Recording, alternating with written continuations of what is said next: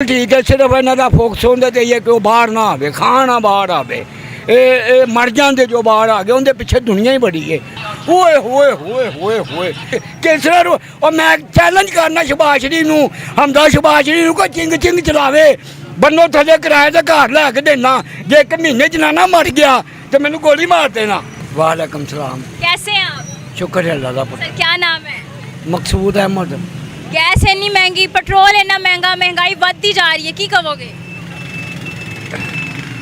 Corruption corruption corruption ए corruption छड्डन दे ते साडी कोई साथ साह आएगा। मरियम नवाज मेरा डायरैक्ट वहाओ, मरियम नवाज शरीफ नूं मैं चैलेंज करना वा, अपने भरावां नूं को इत्थे चिंग चिंग चलान ते जे रोटी कमा के खा जान ते मैनू गोली मार देना, जे एक महीने च ना मर जान तो मैनू गोली मार देना। बाहर के मुल्कों को कहते हैं इत्थे सरमाया लाओ, अपने पुत्रों को कहते हैं लंदन च नाजो पैसा लैके, ये चोर है ने, डाकू गए ने, ये मुल्क के मुखलस नहीं गए, ये टुआने ए गलानी ए फलाने ए सब चोर ने, इन्हों कोई नहीं हथ पा सकता। ये कानून साढ़े लिए बनया है। मैं एक चरसाला सिगरेट पींदा फड़िया जावा, होए होए होए होए होए क़यामत आ जाएगी। ये अरबां रुपया की करप्शन करके चोरे होकर फिरते हैं, सिक्योरिटियां इन्हों के पिछे पिछे ने। नहीं ए मुल्क का बेड़ा गर्क है। वो तो कहते सड़क बना रहे हैं, पुल बना रहे हैं। वो सड़कों का साड़ी ढिड भरते हैं, उनके जो करप्शन करते हैं, पैसा बेईमान करते हैं।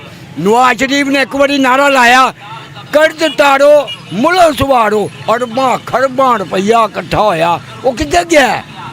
वो जमाने का करप्ट तरीन आदमी आसफ अली जरदारी, वो किसी तारफ का मुथाज ही नहीं, वो साडा सदर है।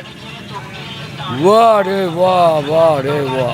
की समझते हो तुसी माशाल्लाह इन्ने दौर वेख लेने, केड़ा हुक्मरान थोड़ा बेहतर सी जिंदगी? जनरल ज़ियाउल हक।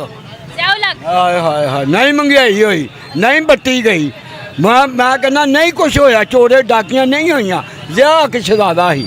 ਇਹ ਨਵਾਜ਼ ਸ਼ਰੀਫ ਉਹਦੀ ਗੋਦੀ 'ਚ ਬਹਿ ਕੇ ਆਇਆ ਵੇ, ਜਿਆ ਸਾਹਿਬ ਜੀ ਦੀ ਬਰਸੀ ਕਰਾਉਂਦਾ ਹੁੰਦਾ ਸੀ, ਇਹ ਉਹਦਾ ਬੇਟਾ ਬਣਿਆ ਸੀ। ਹੁਣ ਨਹੀਂ ਮੰਨਦੇ ਉਹ ਪੁੱਤਰ, ਇਹ ਬੇਈਮਾਨ ਨੇ ਸਾਰੇ। ਲੋਕੀ ਤੇ ਕਹਿੰਦੇ ਨੇ ਚਾਚਾ ਕਿ ਇਹਨਾਂ ਦਾ ਧਿਆਨ ਜਿਹੜਾ ਹੁਕੂਮਤ ਦਾ ਇਸ ਵਕਤ ਸਿਰਫ ਇੱਕ ਹੀ ਪਾਰਟੀ ਜਿਹੜੀ ਪੀਟੀਆਈ ਉਹਨੂੰ ਦਬਾਉਂਦੇ ਪਏ ਨੇ, ਹੋਰ ਇਹਨਾਂ ਦਾ ਧਿਆਨ ਕਿਤੇ ਨਹੀਂ ਹੈ, ਸੱਚ ਹੈ? ਨਹੀਂ ਬਿਲਕੁਲ ਠੀਕ ਹੈ, ਸਿਰਫ ਇਹਨਾਂ ਦਾ ਫੋਕਸ ਹੁੰਦਾ ਤੇ ਇਹ ਕਿ ਉਹ ਬਾਹਰ ਨਾ ਆਵੇ, ਖਾਣਾ ਬਾਹਰ ਆਵੇ, ये मर जाते जो बाहर आ गए, उनके पिछे दुनिया ही बड़ी है, भावें जो भी है, इन्ना पिछे नहीं। की समझते हो क्यों इन्नी दुनिया उन्होंने मगर? वो मुखलस है, वाहद बंदा जिन्हें कौमे मुतहदा च बगैर लिखी तकरीर 2 घंटे पढ़ी और इस्लाम के मौजू से भी उन्हें गुफ्तगू की थी। इन्ना चने हौसले गए ने? नहीं नहीं नहीं नहीं बेटा। ऐसा जो मुज़ाकरात होए ने इस्लामाबाद टॉक्स अमेरिका ते ईरान, ਉਹਦੇ ਬਾਰੇ ਚ ਕੀ ਕਹੋਗੇ? पुत्र हो जाते ज़्यादा बेहतर, जंगा नहीं होनी चाहिए, जंगा नुकसानदेह ने, भावें कोई भी खून है, गैर मुस्लिम क्यों नहीं खून, नहीं पुत्र जंगा नहीं होनी चाहिए, अमन होना चाहिए। वही जंगा का पैसा साढ़े ते लाओ, आह साड़ी हालत बदले, पेट्रोल सस्ता करो, महंगाई घटाओ। हाँ जी, लेकिन वो नहीं करन दे। वो एक बड़ी बड़ा सैलाब आया और तुर्की ने ना सानू बड़ी मदद भेजी, वो आंदा 8 साल ही है, ये उनका कोई इंतजाम नहीं करते, जिले बेड़ा गर्क हो जाता है बाद फोटोआं लुआते हैं। सैलाब आया, तुर्की के बादशाह की बुढ़ी ने ना बड़ा कीमती हार अपना ला के साढ़े इत्थे भेजिया, जो मुल्तान दे यूसुफ रज़ा गिलानी साहब ने उड़ाता, वो अपनी बेगम को देता। वो 2 साल बाद होना पै गया, पता लग गया मीडिया से, फिर उन्हें वापस दिता। अल्लाह दी लानत तुहाडे ते। की कहोगे शहबाज शरीफ साहब नूं, वज़ीर आज़म ने? हम चोर है गए तुसी मुल्क दे खैर खुआ नहीं, ओए अपने पुत्रों को इत्थे पैसा लाओ, कादो लंदन ने ये पैसा लाया, महल बनाए ने, बाहर के मुल्कों रुपया लाया, अपने पुत्रों को कहते हैं बाहर लाओ, तो बाहर के कहते तुम इत्थे आओ, वो पागल ने।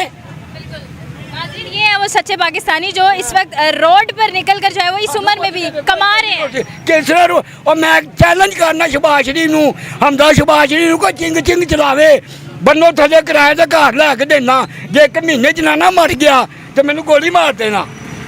चाचा कूल डाउन हो जाओ। चला के बच्चे पाले, नवाज शरीफ के दोवें पुत्र चलान चिंग चिंगा, अपना सारा पैसा गरीबों के अकाउंट च सुट देन, फिर मैं मन्ना खैर खुआने। तुसी एक महीने की गल करते हो कि गरीब की जिंदगी एक दिन भी जी सकते हैं, कोई भी अमीर जी नहीं जी सकते, नहीं जी सकते, नहीं जी सकते। पाकिस्तान जिंदाबाद। जिंदाबाद जी, पाकिस्तान जिंदाबाद। लेकिन हुक्मरान जो करप्ट है वो करप्ट कहते हैं इनको।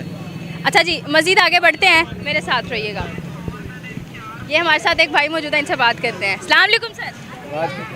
डरते हैं, एक तो लोग डरते बहुत हैं बोलने से। अस्सलाम वालेकुम सर। सर कैसे हैं आप? हाँ जी, शुक्र सर कर। क्या नाम है? मेरा नाम मलिक इरफान।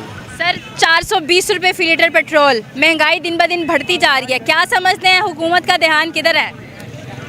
हुकूमत यहाँ सिर्फ पैसे समेटने में है बस, और कोई ध्यान। सारे ये जवाब क्यों दे रहे हैं कि सिर्फ पैसे समेटने पे है? तो नजर आ रहा है सबको, अच्छा, जंग उधर लगी है तो महंगाई इधर हो गई है। हमारी वैसे सपोर्ट जो है ना वो खान साहब के पास है। हम ज़्यादा बोलेंगे ना तो हम भी अंदर जाएंगे, खान साहब के पास जाएंगे। आपकी मेहरबानी। ये बात है। मजीद आगे बढ़ते हैं। अस्सलाम वालेकुम सर। सलाम। सर कैसे हैं आप? शुक्र अल्लाह का। Sir good name? एहसान। सर 420 रुपए फी लीटर पेट्रोल, महंगाई दिन ब दिन बढ़ती जा रही है, क्या समझते हैं हुकूमत का ध्यान किधर है? ध्यान गले काटने पे है।